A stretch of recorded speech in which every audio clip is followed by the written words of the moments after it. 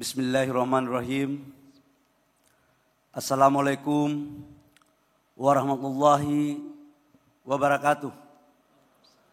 Shalom, Om Swastiastu, Namo Buddhaya, salam kebajikan. Yang sama-sama kita hormati, kita banggakan, kita cintai Bapak Presiden Republik Indonesia, Insinyur Haji Joko Widodo. Kita berikan aplaus kepada Bapak Presiden. Bapak Presiden, seluruh peserta dan asosiasi mengucapkan terima kasih kepada Bapak Presiden karena inilah sejarah pertama kali Pak Bapak hadir dalam acara seperti ini. Di 2014 pernah mereka melakukan acara, tapi itu masih dalam energi baru terbarukan secara umum. Tetapi untuk panas bumi baru pertama kali Bapak hadir di tempat ini Pak. Ini menunjukkan konsistensi dan komitmen besar yang Bapak Presiden berikan kepada kita dalam rangka Indonesia menuju net zero emission pada 2060. Yang saya hormati Duta Besar Negara Sahabat yang sempat hadir, Ketua Komisi 7 dan seluruh anggota dan pimpinan Komisi 7, para Menteri Kabinet Indonesia Maju, ada Pak Erik Pak yang tadi investasi dari PLN sama Pertamina Pak. Ini dari saku kiri ke saku kanan aja sebenarnya. Saya bagian merestui teken-teken saja, tapi uangnya di Pak Erik. Pak Menteri ATR, wajahnya bagus Pak hari ini. Mudah-mudahan naik pangkat Pak. Karena nggak mungkin investasi geothermal ini berjalan dengan baik kalau tanpa persetujuan pembebasan lahan dari Pak Menteri. Sesama ketum partai Pak harus saling mengangkat Pak. Pak Kapolri yang saya hormati, karena saya yakin pada saat mereka melakukan eksplorasi maupun melakukan pembangunan pasti banyak masalah di sana. Dan saya meyakini bahwa partisipasi dari pihak keamanan terutama Pak Kapolri dan jajarannya sangat menghasilkan hasil yang baik dalam pembangunan. Kita berikan aplaus kepada Pak Kapolri. Anggota Dewan Energi Nasional yang saya hormati, yang sempat hadir tadi ada Pak Satya, Gubernur Kepala Daerah yang sempat hadir, Ketua Asosiasi Panas Bumi Indonesia Pak Jufli yang tadi luar biasa sekali. Aku pikir Bapak ini bukan orang Pertamina, ternyata orang Pertamina. Biasa Pak Menteri belum 1 bulan jadi masih belum terlalu banyak kenal. CEO International Geothermal Association Mr. Marit Bromer yang saya hormati, dan Bapak Ibu semua, terutama kepada pimpinan perusahaan, ada Direktur Pertamina, PLN, dan seluruh direktur-direktur yang saya mohon maaf tidak sebut satu persatu. Pertama-tama saya harus mengajakkan kita semua untuk memanjatkan puji syukur kepada Allah Subhanahu wa taala. Kenapa?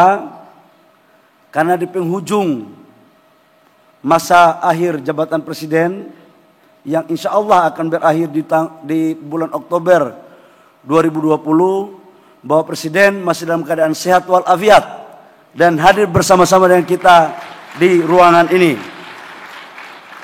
Pak Jufri, saya mau sampaikan bahwa kemarin Bapak Presiden tidak ke sini. Kan Bapak cuma lobi saya. Tapi akhirnya di IKN saya lobi Bapak Presiden. Bapak Presiden bilang bahwa insya Allah beliau akan hadir. Karena itu beliau hadir pada pagi hari ini, pada pagi hari sekali.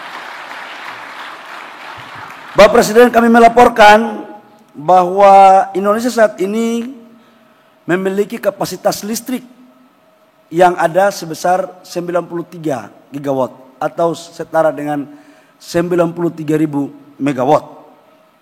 Di mana 13,7 gigawatt atau 15% diantaranya berasal daripada energi baru terbarukan. Dirut PLN mana ya? Nah, Pak Dirut, kalau data ini salah berarti kau yang salah. Saya hanya membaca. Ya. Berdasarkan target kebijakan energi nasional di tahun 2025, porsi EBT dalam bauran ketenagalistrikan nasional diharapkan mencapai 23%.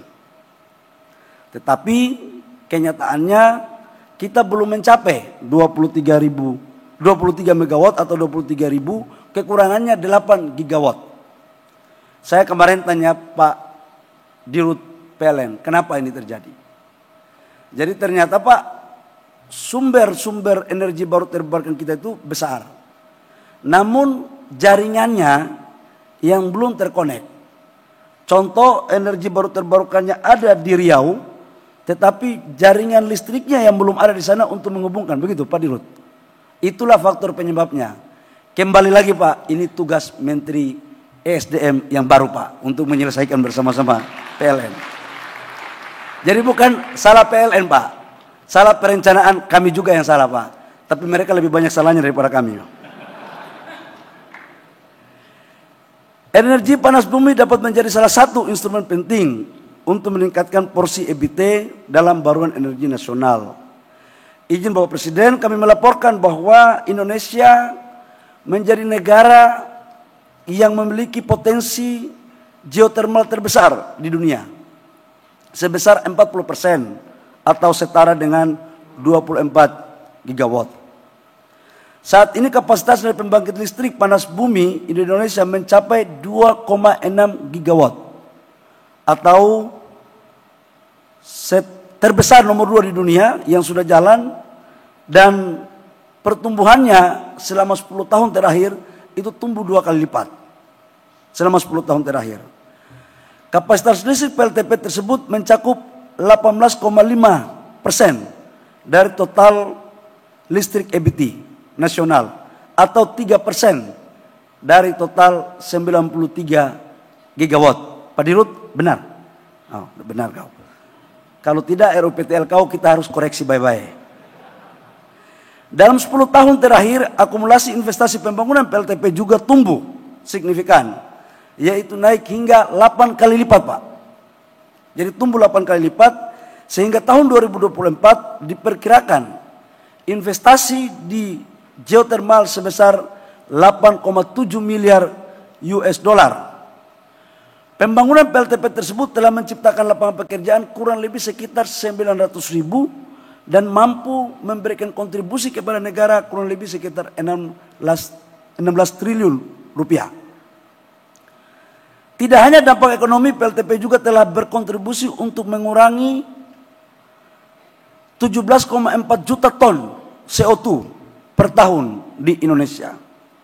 Semua capaian di atas tidak terlepas dari arahan dan komitmen Bapak Presiden untuk mendorong EBT termasuk energi panas bumi di tanah air. Bapak Presiden, kami melaporkan khusus menyangkut energi baru terbarukan ini menjadi salah satu yang diperebutkan sekarang Pak di kawasan Asia Tenggara. Karena hari ini semua dunia lagi sedang mengejar manufaktur yang berorientasi pada energi baru terbarukan dan harus green industry. Indonesia mempunyai potensi yang cukup besar terhadap energi baru terbarukan dan kita mempunyai storage karbon CO2 Pak. Ini yang tidak dimiliki oleh negara lain. Maka saya sudah perintahkan kepada Dirjen Listrik dan Dirjen EBT agar jangan dan terburu-buru untuk kita mau dengan mudah melakukan proses ekspor EBT Pak. Kita setuju kita ekspor EBT kepada luar negeri, tapi kita harus tata untuk kepentingan dalam negeri kita juga harus terlayani terlebih dahulu. Ini Pak. Dan kalau ini terjadi, maka saya punya keyakinan industri-industri manufaktur akan lari ke sini. Pasti banyak rayuan. Yang namanya cewek cantik itu Pak, pasti banyak rayuan. Tapi usahakan kita harus menjadi cewek cantik yang berkarakter. Jangan cewek cantik yang gampang dibelai oleh orang-orang yang tidak jelas itu, kira-kira. Bapak Presiden, kami juga laporkan bahwa pembangkit listrik panas bumi terus tumbuh. Naik saat ini 10% potensi yang dimanfaatkan di Indonesia. Masih terdapat beberapa isu yang menjadi tantangan utama pemanfaatan energi panas bumi. Pak, isu kita ini paling besar. Saya pikir waktu saya jadi Menteri Investasi Pak, kita reform Undang-Undang Tenaga Kerja, sudah selesai. Ternyata di kantor kami ini Pak, sampai ayam tumbuh gigi pun akan susah Pak. Kenapa? Orang melakukan investasi investor ini Pak, urus izin 3 tahun. RKPPR, izin AMDAL, izin lokasi itu bisa 2 sampai 3 tahun, Pak. Masuk di Kementerian SDM, main lagi barang itu. Eksplorasi itu butuh waktu 2 sampai 3 tahun. Jadi Pak, bisa membangun konstruksinya itu pada tahun ke-6. Jadi lebih masa periodisasi presiden 1 periode. Coba bayangkan Pak. Jadi akan susah kita melakukan percepatan untuk menuju 2060 net zero emission. Dan kita mempunyai cadangan terbesar. Jadi saya izin sama Bapak Presiden, Pak, kami akan memangkas baik dari sisi syarat, waktu untuk kita mendorong teman-teman investor dalam melakukan percepatan investasi. Jadi teman-teman investor nggak perlu ragu, saya sudah lapor sama Bapak Presiden Jokowi dan juga saya sudah melapor kepada Bapak Presiden Prabowo terpilih. Kami akan melakukan reform berbagai langkah-langkah konstruktif dalam rangka percepatan. Tidak hanya itu Pak, selama ini PLN merasa mahal Pak kalau pakai energi baru terbarukan. Kemarin saya sama tim udah mengecek Pak, harga jualnya mereka Pak, itu kita sudah hitung rata-rata 8 sampai 10 tahun break even point, kontraknya 30 tahun, jadi 20 tahun panen Pak.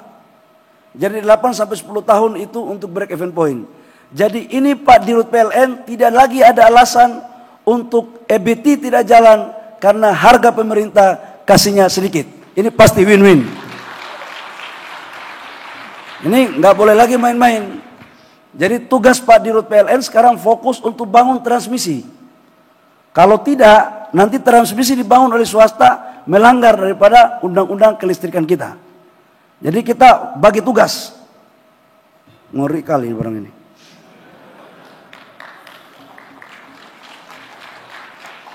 Pak Komut Pertamina ada ya? Oh bagus. Ini pemimpin masa depan kelihatannya. Selain itu keterbatasan jaringan transmisi yang tadi saya sudah sampaikan. Sebagai contoh, rencana pengembangan PLTP 350 MW di Bengkulu Pak. Terkendala terbatasnya transmisi yang berhubungan dengan lokasi, demand and supply listrik. Padahal sudah ada Pak, 380. Jadi Ibu Dirjen, ini salahnya bukan PLN saja. Kita defisit sekarang 8 gigawatt. 350, 0,35 ini sudah ada tapi jaringannya yang belum ada. Nah ke depan ini yang perlu kita tata secara baik agar tidak seperti orang Papua bilang latihan lain, main lain. Ini yang kita tidak mau. Terakhir masih terdapat pula kendala terkait dengan penetapan tarif listrik tapi sudah terselesaikan. Dengan arahan Bapak Presiden, kami di Kementerian SDM berkomitmen untuk menyelesaikan kendala-kendala tersebut melalui kerjasama dengan seluruh pihak terkait. Sekarang Pak, banyak juga yang pemain-pemain minyak Pak sudah mulai bergeser ke geothermal Pak. Jadi kayak Pertamina sekarang udah mulai bergeser. Bahkan sekarang kita Pak dalam 2022 pemerintah membiayai eksplorasi Pak. Supaya tahu berapa cadangannya, setelah itu kita lelangkan kepada investor. Nah, ini salah satu cara yang pemerintah lakukan untuk mengurangi kos eksplorasi Pak. Jadi kalau ini mampu kita lakukan, sebenarnya ini Pertamina sama PLN bisa kita kerjasamakan. Kemarin baru kecil Pak, 40 mega. Kemudian yang menangkan adalah Sinarmas. Bapak Presiden kami hormati, penetapan badan usaha yang berasal dari dalam negeri dan luar negeri sebagai pemenang lelang pada 7 wilayah panas bumi yang tadi sudah kita lakukan dalam acara ini. Kerjasama antara badan usaha meliputi BUMN swasta nasional dan luar negeri dalam hal investasi terkait pengembangan ekonomi dan teknologi pembiayaan. Kerjasama Kementerian SDM dengan Selandia Baru dan Islandia dalam peningkatan SDM dan teknologi untuk mendukung optimalisasi energi panas bumi serta percepatan tata kelola panas bumi negara dengan teknologi informasi komunikasi melalui platform Genesis yang telah selesai kami kembangkan. Bapak Presiden, izinkan saya dalam kesempatan yang berbahagia ini untuk menyampaikan tentang target konsumsi listrik per kapita Pak. Jadi kami target konsumsi per kapita listrik kemarin di angka 4.000 sampai 5.000. Tapi itu kita lihat pertumbuhan ekonominya hanya sampai dengan 5%. Kemudian kemarin di Dewan Ekonomi, di Dewan Energi Nasional, kebetulan yang ketua umumnya Bapak, saya ketua hariannya di DPR Pak, sudah kita memutuskan kalau di angka 5.500 itu untuk mendorong pertumbuhan ekonomi 6%. Maka kita dorong ke angka 6.000 sampai 6.500 untuk mencapai pertumbuhan ekonomi 8%. Ini sejalan dengan arah kebijakan Pak Presiden Prabowo dan Wakil Presiden Mas Gibran Raka Buming Raka, Pak. Jadi nanti kita akan breakdown dia di RUPTL seterusnya. Nanti Pak Darmo PLN kita akan bicarakan. Terkait dengan itu izinkan saya untuk memakai kesempatan yang berbahagia ini sebagai laporan kepada Bapak Presiden dan kepada media seluruh Republik Indonesia. Kami menyampaikan bahwa produksi batu bara, Pak, di 2015 itu hanya 461 juta ton. Selama Bapak memimpin dari 2015 ke 2023 sekarang, di 2023 kita sudah produksi kita, Pak, sudah mencapai 775 juta ton batu bara. Dan sekitar 500 sampai 600 juta ton kita ekspor, Pak. Selebihnya dalam negeri. Kemudian produksi nikel kita 2015 hanya 10 juta ton. Sekarang 2023 sudah mencapai 170 juta ton. Pendapatan negara kita, Pak, untuk PNBP di 2015 Bapak masuk jadi presiden, itu PNBP kita 118,7 triliun. Sekarang sudah mencapai kurang lebih sekitar di 2023 hampir 300 triliun, Pak. Jadi 100% lebih.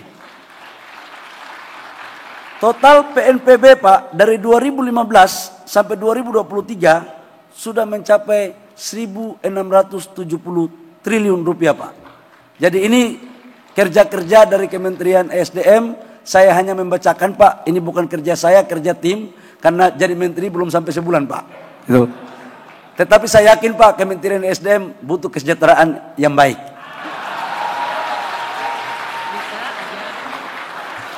Oh, ini kok dirjen-dirjen pada ketawa semua, Pak. Katanya pendapatan PNBP-nya 1 tahun, Pak, kalau diakumulasi dengan dari hulu migas bisa sampai 350 triliun, Pak. Tapi katanya ya gitu lah, kesejahteraannya masih bingung-bingung, Pak, mereka, Pak. Tapi tenang, habis ini saya akan lobby khusus kepada Bapak Presiden. Baik, demikian, terima kasih. Kalau punya mohon maaf. Bapak Presiden, kami demikian perlu kami laporkan. Dan kepada teman-teman investor, silakan aja investasi, nggak apa-apa. Bapak cukup bawa teknologi, Bapak cukup bawa capex, market sudah di sini. Izinnya nanti pemerintah akan bantu Bapak Ibu semua. Kalau ada masalah di lapangan, kita akan minta bantu pada Pak Kapolri dan Pak Menteri ATR. Demikian, wabillahi taufiq wal hidayah. Wassalamualaikum warahmatullahi wabarakatuh. Shalom, Om Santi Santi Om, Namo Buddhaya, salam kebajikan.